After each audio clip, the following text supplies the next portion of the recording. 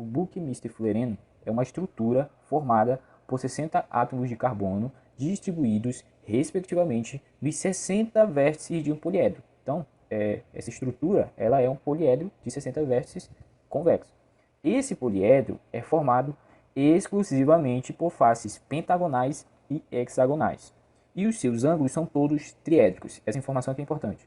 Considerando os átomos de carbono como pontos, o número de faces pentagonais e hexagonais do Buckminster Fullereno são, respectivamente, iguais a. Então, o objetivo do exercício é a gente achar aqui quem são essas faces pentagonais e hexagonais desse poliedro convexo, tá? E se ele é um poliedro convexo, a gente pode aplicar as relações sobre poliedros convexos que a gente sabe para tentar achar ele aí.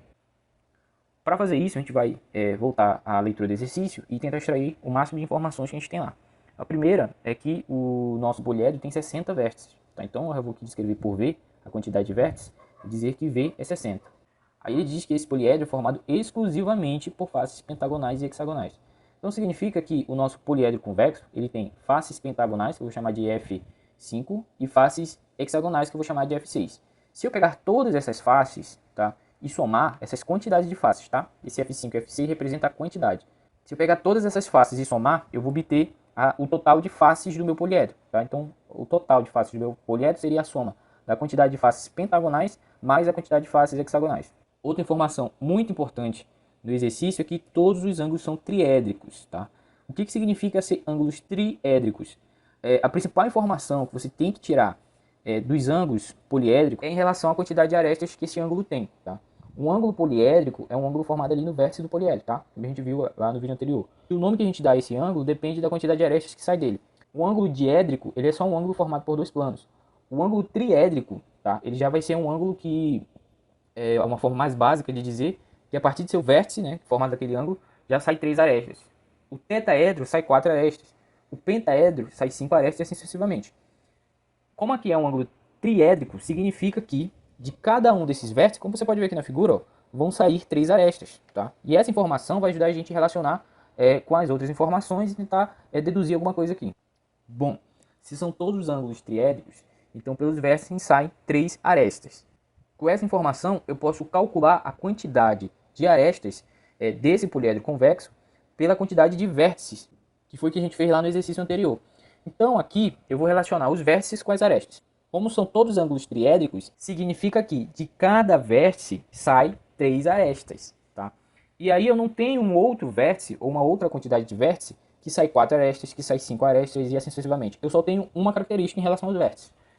De cada vértice sai 3 arestas. Então eu posso dizer o seguinte, que a quantidade de arestas vai ser a quantidade de vértices multiplicado por 3, e aí eu determino todas as arestas, só que como para cada aresta eu estou relacionando um vértice, né, eu vou dividir por 2 para eliminar a contagem dupla das arestas. Então a quantidade de arestas vai ser a quantidade de vértices vezes 3 dividido por 2. Como eu sei a quantidade de vértices, que é 60, eu posso dizer que a quantidade de arestas vai ser 60 vezes 3 dividido por 2. Isso aqui dá 90. Então a quantidade de arestas dá 90.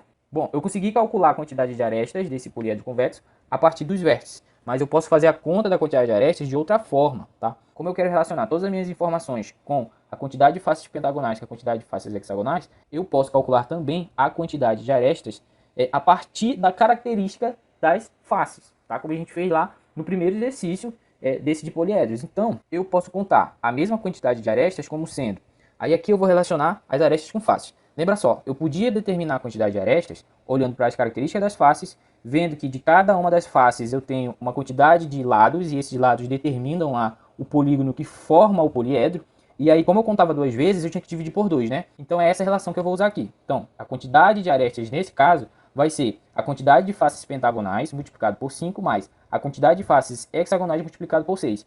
Esse 6 e esse 5, respectivamente, representa a quantidade de lados de cada um dos polígonos que estão embutidos ali no meu poliedro. Eu divido por 2, por quê? Porque eu conto 2 vezes, né? Porque cada polígono, como você pode olhar aí na figura, ele vai estar relacionado a uma aresta. Então você tem uma aresta associado a 2 polígonos. Então você tem que dividir por 2 para você excluir a contagem dupla. Então a quantidade de aresta pode ser representada por isso aqui.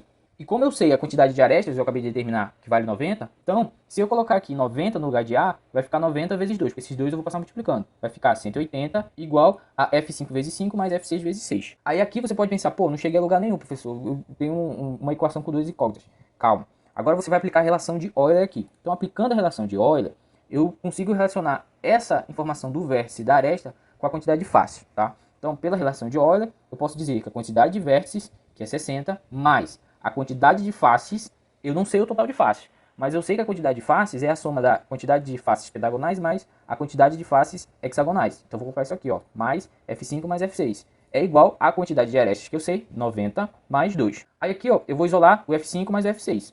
Vai ficar F5 mais F6 é igual a 32. Pronto, agora eu tenho duas equações, tá? Que são verdadeiras, tá? Porque eu deduzi tudo certinho aqui. E eu posso relacionar os dois valores, porque eu tenho duas equações e duas incógnitas. Então, eu vou pegar essas duas equações aqui. Como eu conseguir relacionar os dois valores, eu vou transformar em um sistema, tá? Então, agora eu tenho um sistema de equações do primeiro grau. Eu resolvo o sistema e você usa o método que você quiser. A solução desse sistema é F5 igual a 12 e F6 é 20.